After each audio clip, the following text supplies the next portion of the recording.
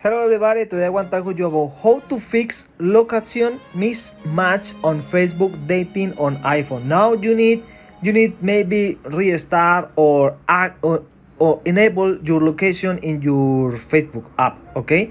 Open your settings. Now when you are here, make your scroll and open your apps and find Facebook, okay? Facebook, okay? If open here and then can you see location, okay?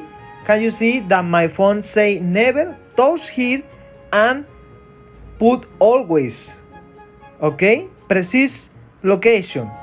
With that information, Facebook dating is fix that, okay? You can fix that Facebook location with that.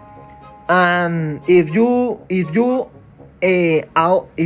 have another problems or this solution not is solution for you, okay, you need restart your mobile, no that app, okay, no Facebook app, no, your mobile, okay. And this is all for this video. Have a good day. Sorry for my bad English and see you later.